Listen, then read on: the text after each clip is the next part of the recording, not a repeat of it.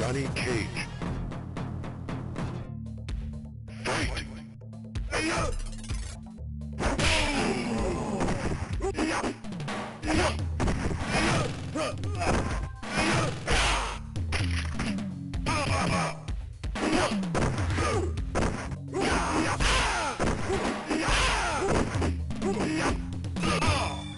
Sub-Zero win. Fight!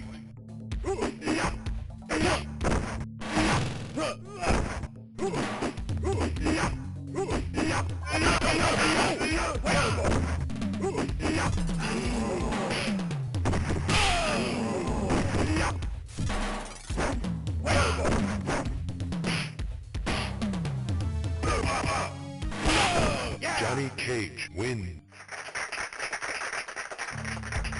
Fight!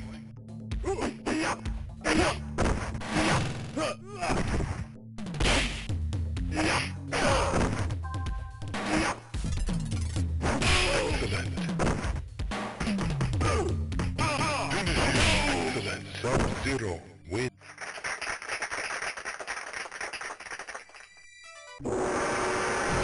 Liu Kang. Fight!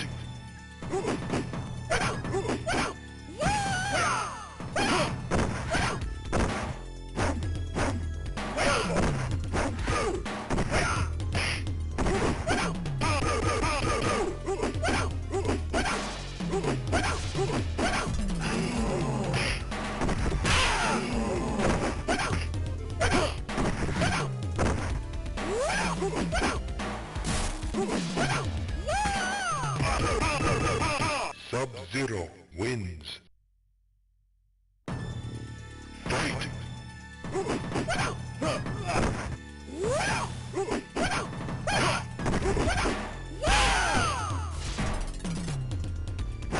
Excellent.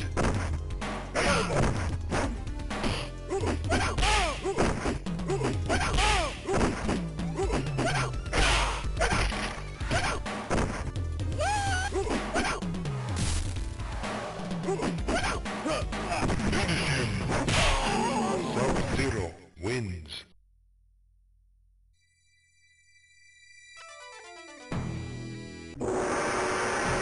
Raiden.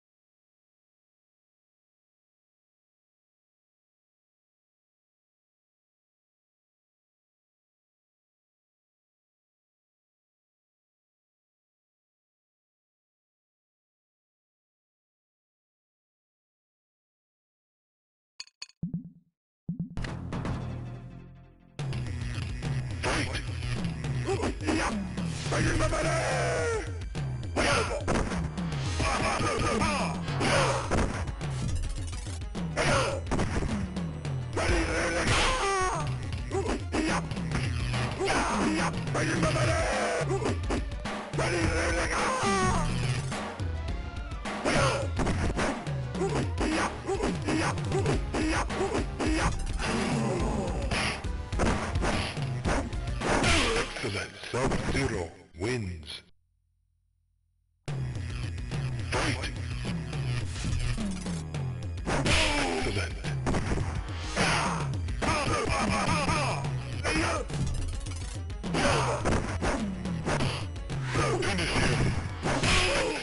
Sub-Zero wins.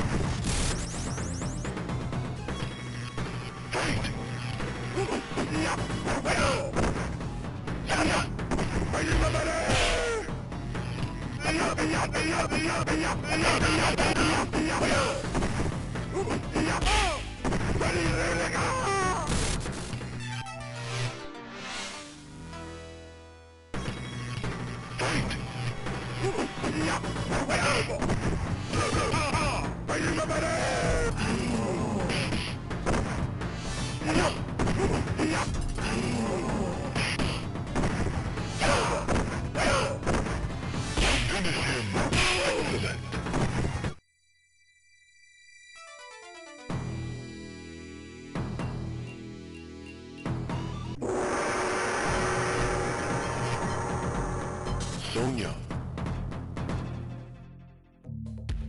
Fight!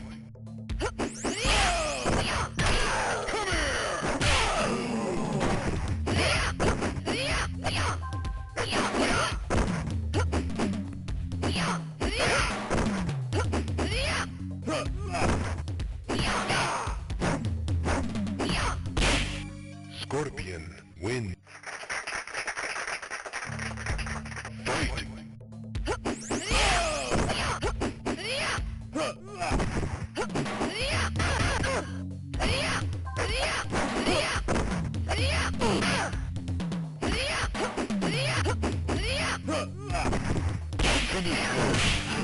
Scorpion wins.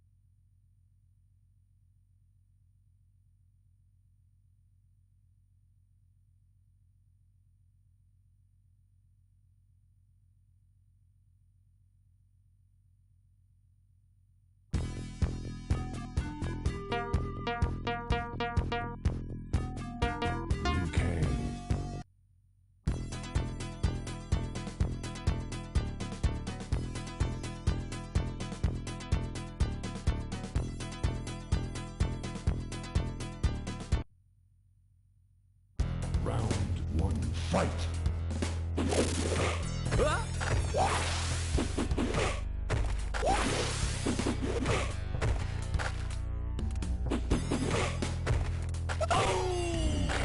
Wins.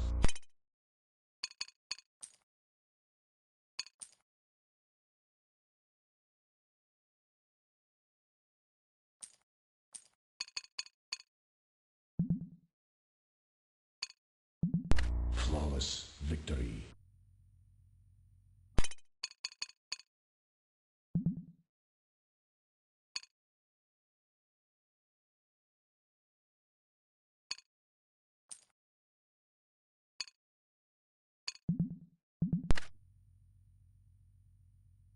Round 2, fight!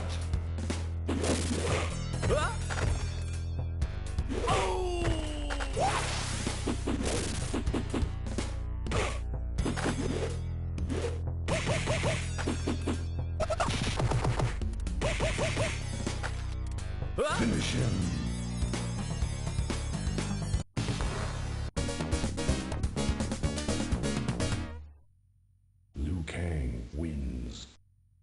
Friendship. Friendship.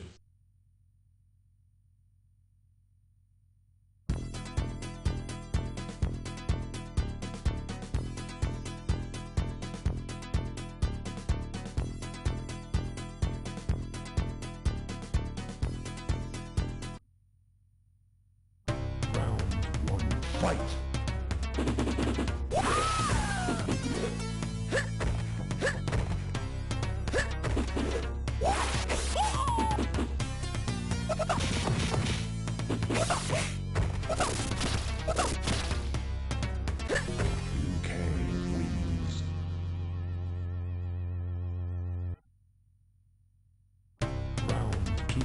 Fight!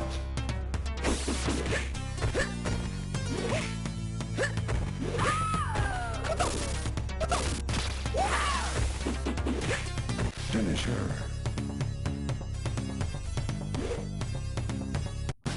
UK wins.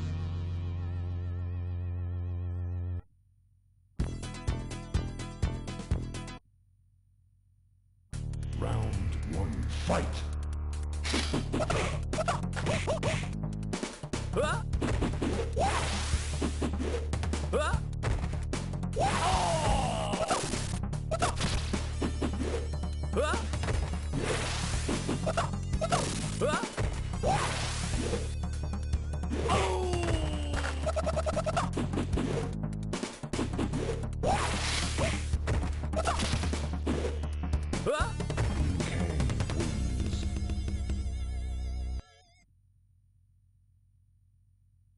Round two, fight!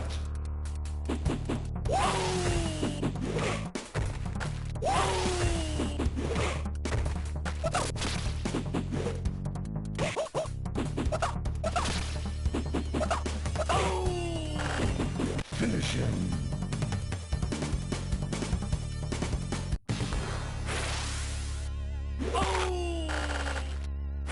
Liu Kang wins. Fatality.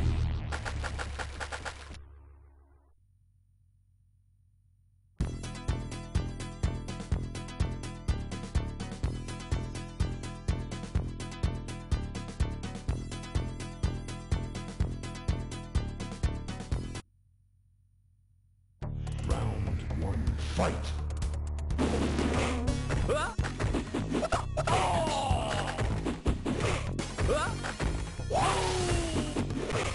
Liu Kang wins. Flawless victory.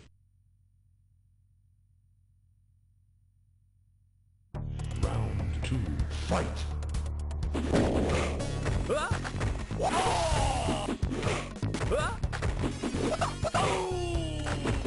Finish him! Liu Kang wins. Flawless victory.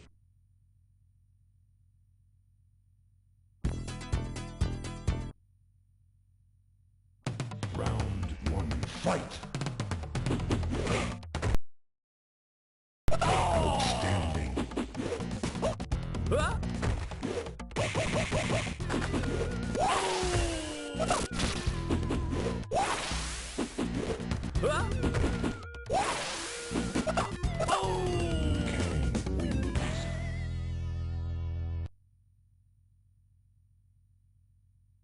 Round two, fight!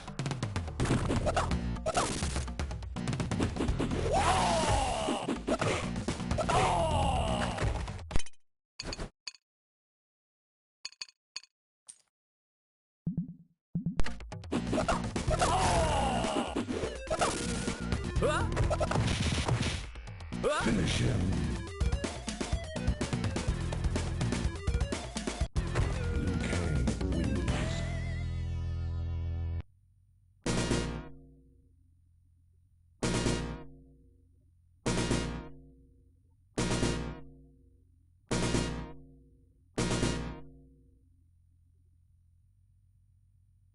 Round one, fight!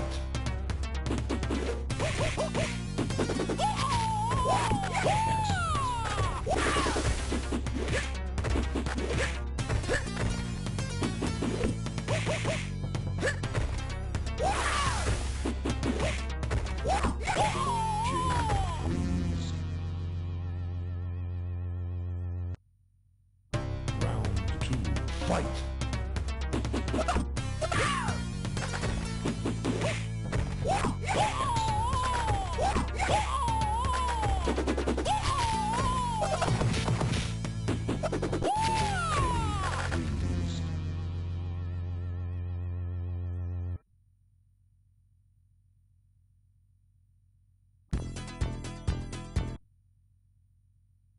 Round one, fight!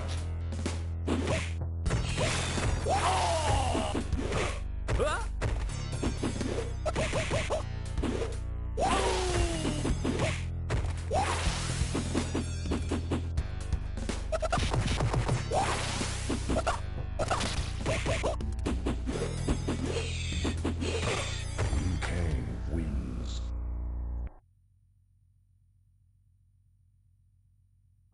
Round two, fight!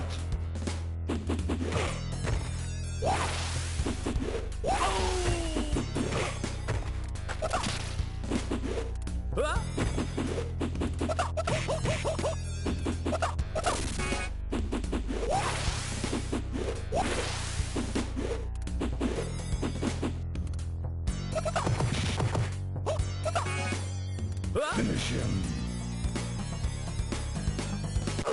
Liu Kang wins.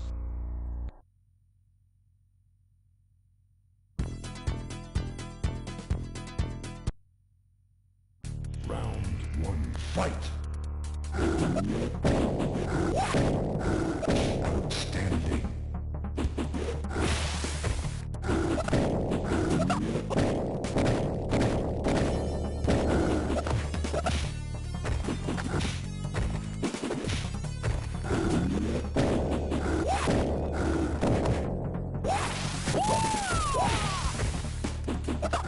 Outstanding!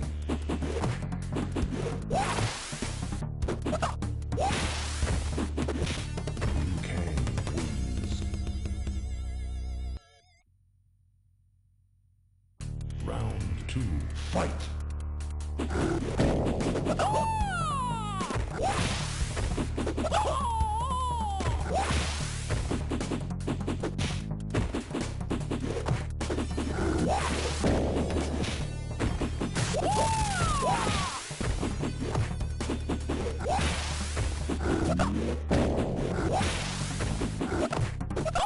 Kitara wins. Round three, fight!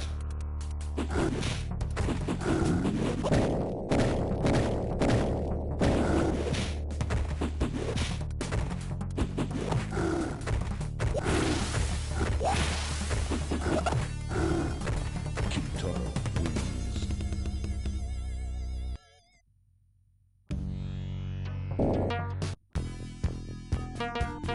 Reptile. Round one, fight!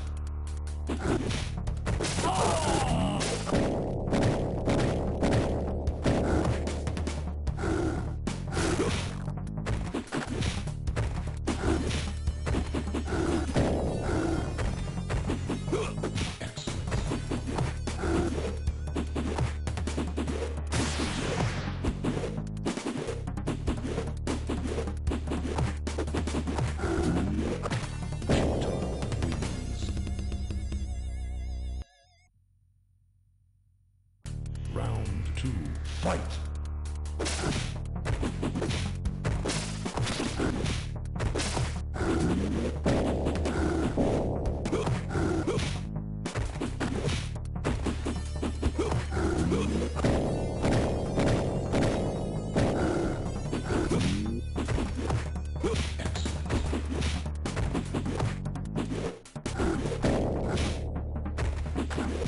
Reptile wins.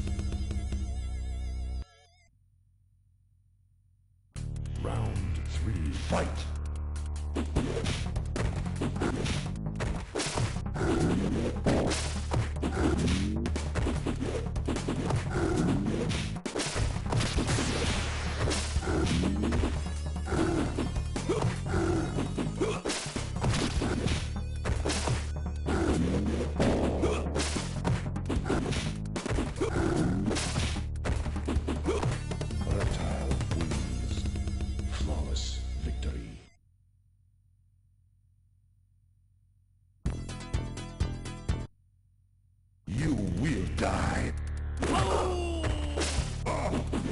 You will die.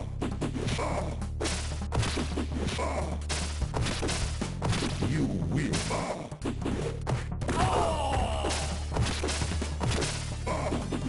You will die. You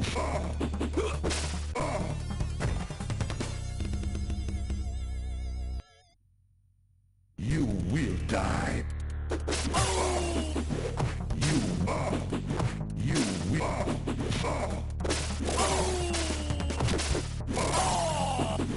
You will die.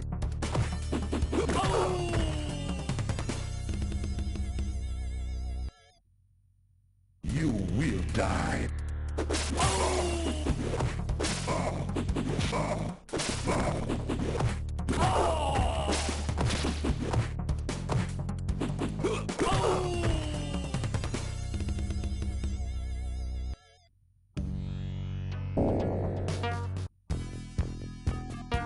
Reptile. You will die.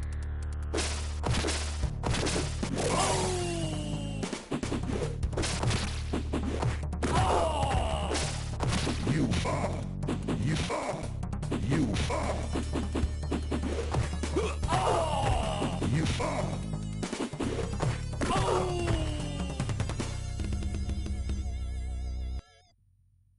You will die.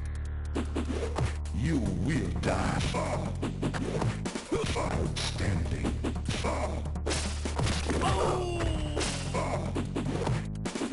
You will.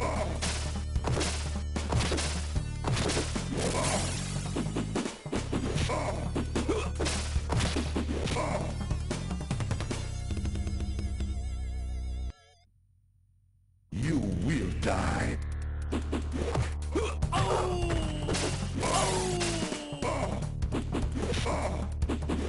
You will die.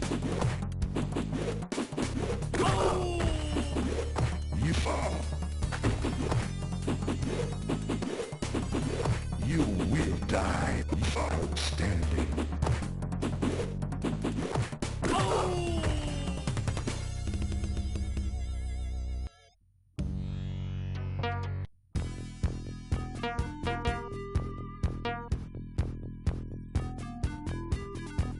Johnny Cage. You will die. You fall. You fall. You will die. You will fall. You will die. You fall. Outstanding.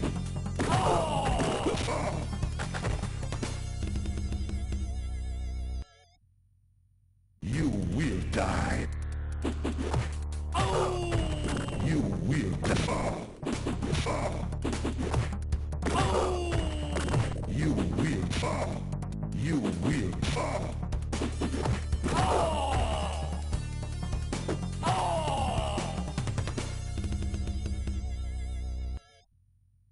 You will die. You will die.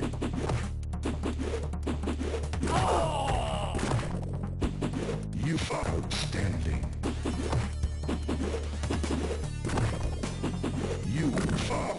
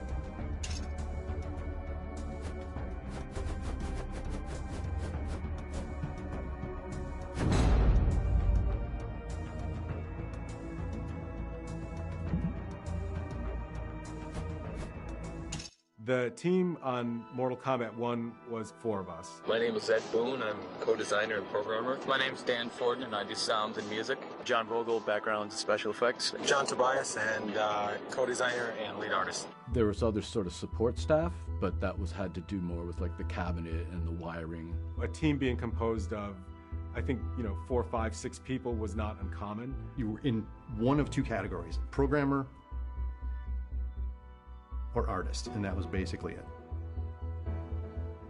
Everything felt like, being in a rock band or something, just a very few number of guys. He's guitar, he's drum, he's, we all had our own jobs to do, and, we'd fight with each other, and we'd hang out with each other and go see movies with each other and stuff. And certainly when I started working on Smash TV, it was myself, Mark Turmel, and I think there was maybe one other programmer at the time, and then Eugene Jarvis eventually came on. Partly it was just the simplicity of the games of that era.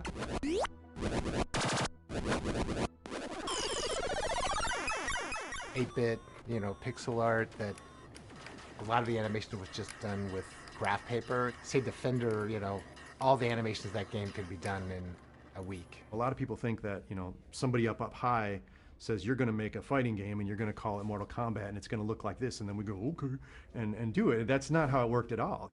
It's a bit of the Wild West. There wasn't rules. There wasn't any, well, this is how you make a video game. Everybody made it differently. And as long as cool new stuff was showing up on your screen every once in a while, management would, peek their head in. Oh, you got fatalities going. Good job. And then they'd leave and you just continue with it. It was so pure, you didn't have to, have a committee meeting every time you wanted to add a feature. And things were so loose back then, there wasn't really a workflow. It was like, hey, we need to get something done. Just do it. It was just like, yeah, let's try this out, and see if it works. And I think maybe a part of it was also that I wasn't conscious of might have been to keep costs down. I know what my salary was at the time. I don't know what Ed's salary was, but I have to believe that the development of MK in terms of the cost of us had to have been, I don't know, not much. And I remember at the end of my first year working at Midway, I was doing my taxes. My dad was helping me do my taxes. When I started at Williams, I was making $19,000 a year. He knew the hours I was putting in, and we did the math, and I was making probably $2 an hour is what I was making working at Williams, and I didn't care. I loved the work so much.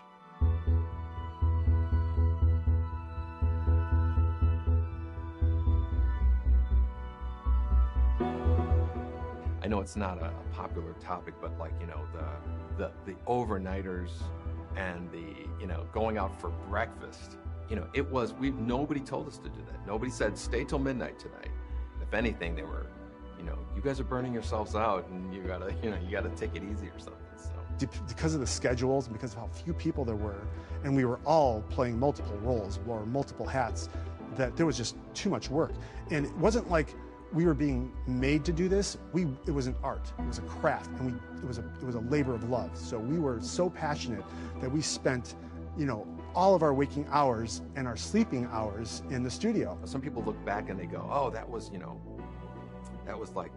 abuse or something like that. It's like, no, we were guys in our 20s who were motivated to do something cool. You were working on Liu Kang's, flying kick, and it was feeling good, and you wanted to keep perfecting it, and it was my obsession. It was like being paid to do a hobby. If a band is up all night learning a song, they want to nail it, and it's the exact same thing. It's completely self-motivated. Back then, it was nothing but fun. It was just, working there was just hilarious. The secret sauce was basically we were just a bunch of knuckleheads doing whatever we wanted, and we were happy.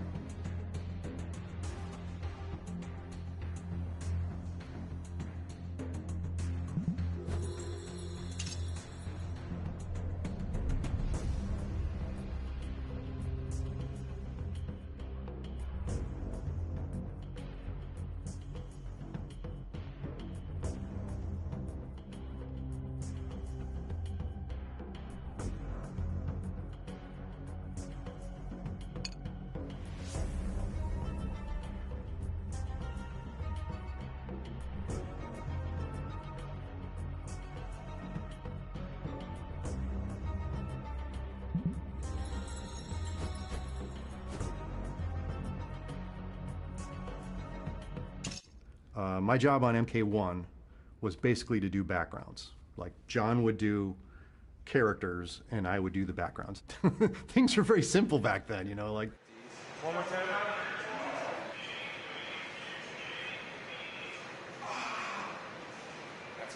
He would choose which frames he wanted to use and then cut the background away from the characters. And that was his job, you know. Literally after we shot the footage, I think maybe that night or the next day, I started stripping frames right away. We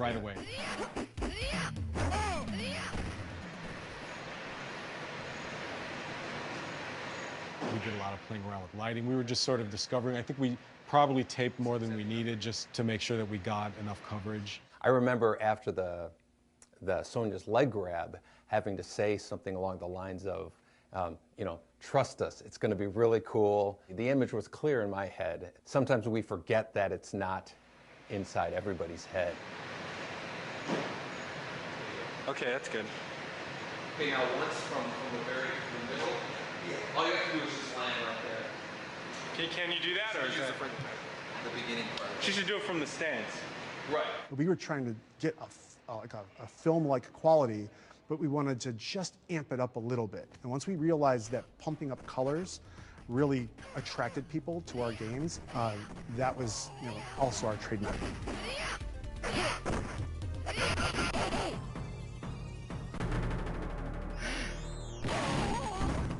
A lot of the character design that I did for Mortal Kombat was based on the limitations of the hardware. So I knew that we had a limited color palette that we could work with. I knew that you know, the pixel resolution kind of restricted what we were capable of doing. So bold colors, simple shapes would distinguish one character from another would be important. And I knew that a color palette that would distinguish one character from another was also important. And I was careful not to repeat those things. You know, the thing about the ninjas was, you know, the nature of them. As you know, there were palette swaps of each other. It was all to save memory. You know, it was a very precious thing in our arcade games. And so Scorpion and Sub-Zero, they were the same character with different colors. You know, John wrote this amazing backstory behind them, making them enemies, and that added to the mystique of the characters.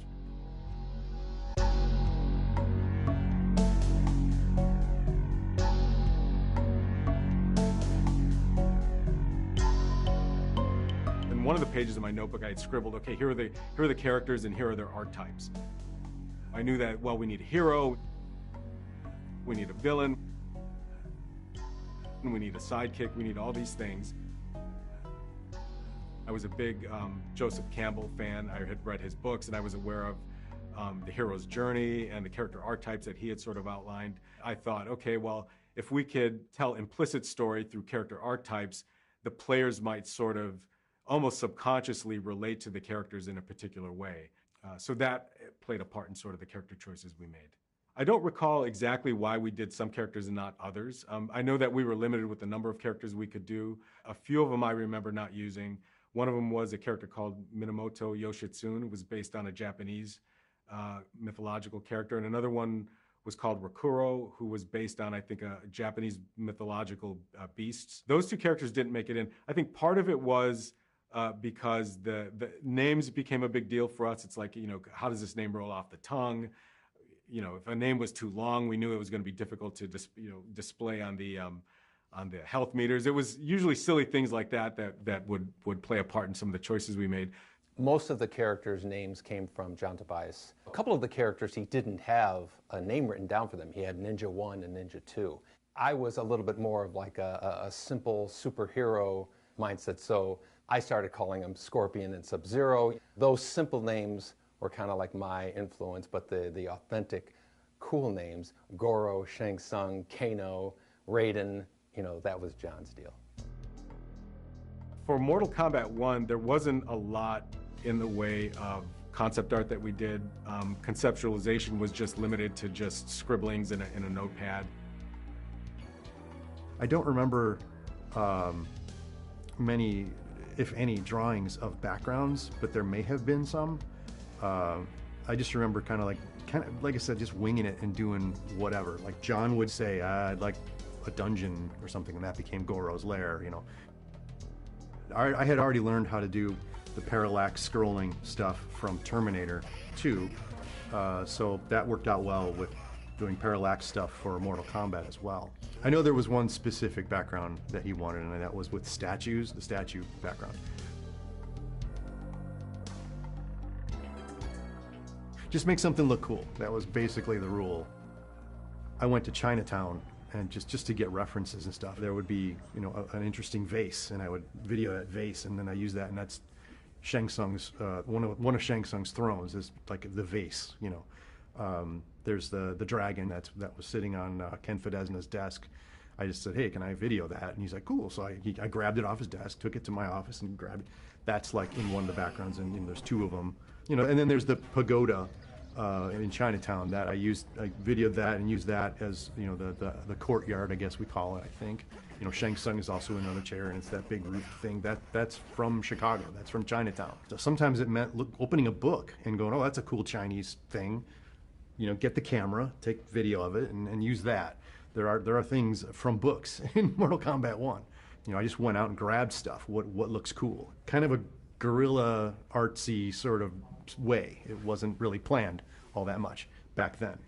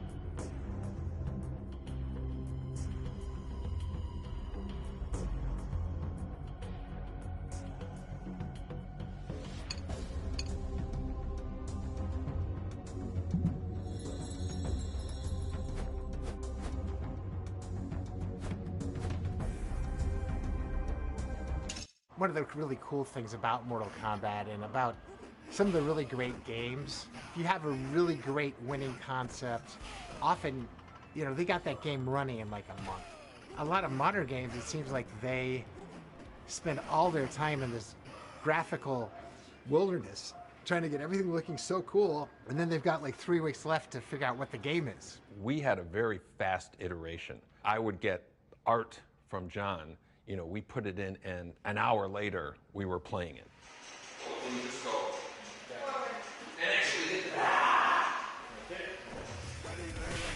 Raiden wins.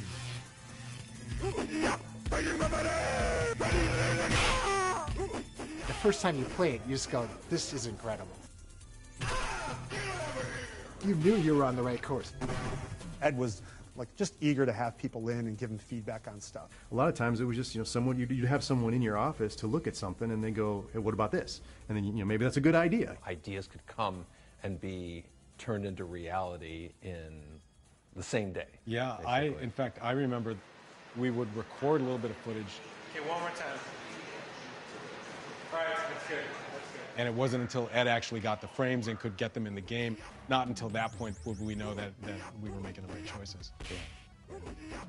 When we were making this game, Street Fighter II was the big rage, and I was a huge admirer of that game. At the same time, I felt like there was a little bit more ceiling room in terms of how outrageous you can get with the moves. We wanted characters using magic, disappearing, teleporting, doing all these kind of unpredictable things. And a lot of the moves were constructed from kind of almost like scraps. Kano's ball was from his flipping animation. Scorpion's teleport was from his jump punch animation.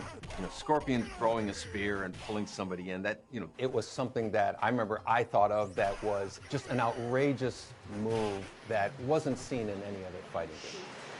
Right, although we used to try to do the wind up and throw was usually like 5 frames maybe. Like if you went like yeah, something like that. It was one of those spur of the moment, inspirational ideas that ended up becoming like very signature, very iconic to Mortal Kombat. The way he was implementing them was so interesting because he uses the frames of animation, and he was, as a programmer, would move them around to do things. Like he would define like how things animated across the screen.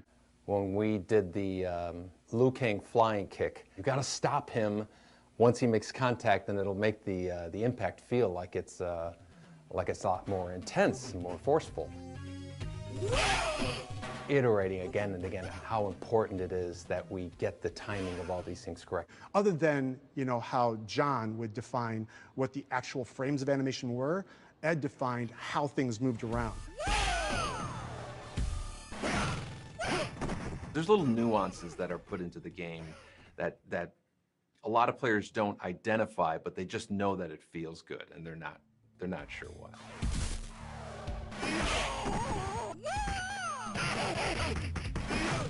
I think that was a hard lesson to learn back in the day of, hey, I want this animation to be really smooth, and I want it to be like 100 frames. And it's like, no, it doesn't feel good.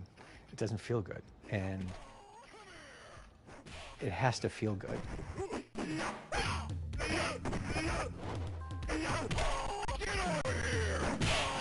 Like, it's got to have impact. Impact and drama, you know, that's what people are going to respond to.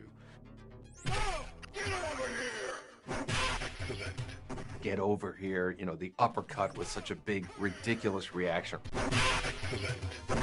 Getting the animation of the character launching them into the air, putting the blood on it, being knocked down, and they shake the screen. And the sound call that Dan Forden did. It's like, no, we need like a really big sound for a hit. It's like, okay, so I made like a really big sound for a hit. The scream of the attacker.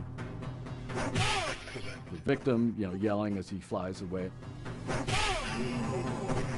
Put all that stuff together, it's like, boom. It's like, oh my God. I remember we were just walking around just doing uppercuts again and again and going, you know, God, that feels so good, that feels so good.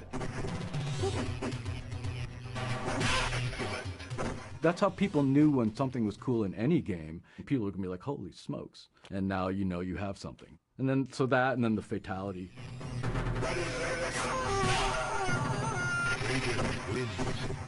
Like, fatalities were the big thing that made us a hit.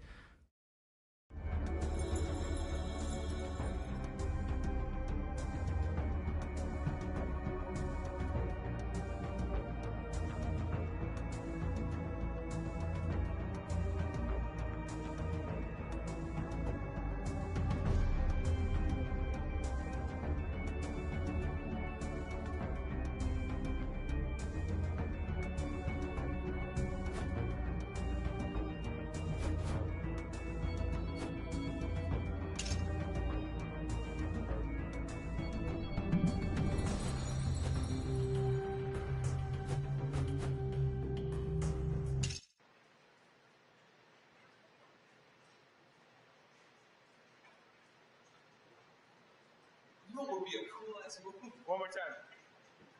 All right, that's cool. Do ninjas ever have any sort of... That was cool, Dan. What was that? You pull something like an arrow or whatever, it's stuck into the other guy, and it dragged him across the... Didn't you say... Right, although we used to try to do the wind up and throw is usually like 5 frames maybe. Like if you went like yeah, something like that.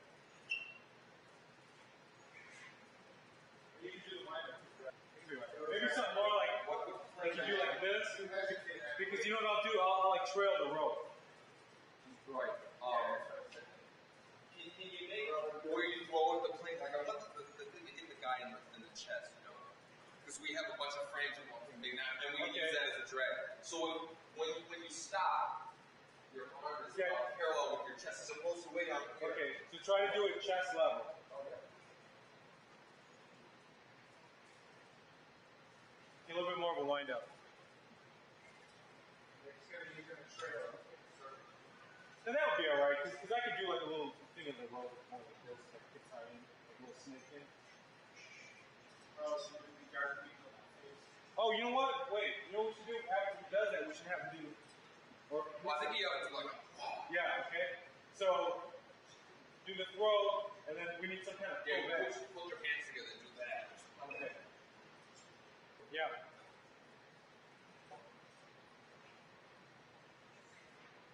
When try to wind up with a little more like right now you're kind of just going. Yeah.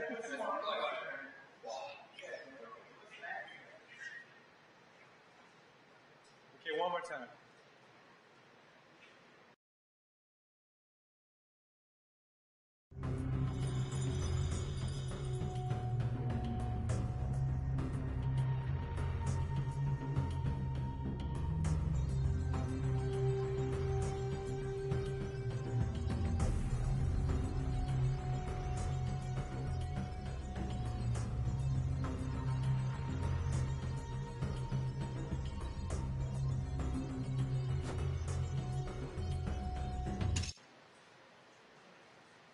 What we should do, John? What? Is if we had 2 stance frames for him. Okay. One for the old guy. I mean, it'll cost us 7 frames, but it'll just make him seem. Yeah, all right. Okay. It'll have to be kind of similar because they're both going to be going to the same punch. Right. You know what I mean? Right. But different enough that they're fighting each other. We'll do that one stance you just did, and we need one slightly different. Because what we're going to do is we're going to take the yellow of your palette and have another ninja. And what we're going to have 2 different stances. One ninja's going to have one, the other's going to have another. But we're going to use all the same punches. All right, so let's do the first stance.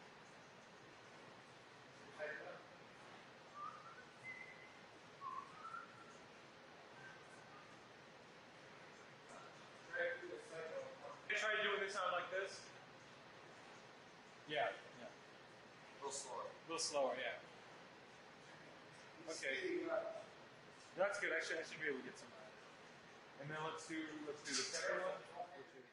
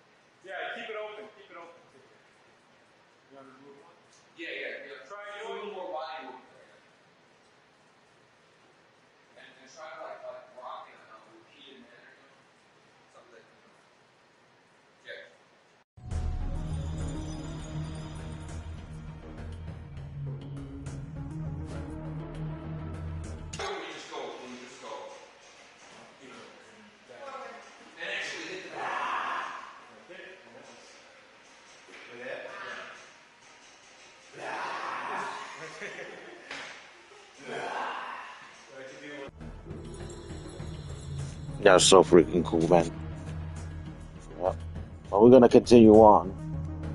Probably with another game in a little bit, and discontinue this Mortal Kombat a little later or tomorrow. But we'll continue, man, with more uploads. We're just gonna, just play through, man.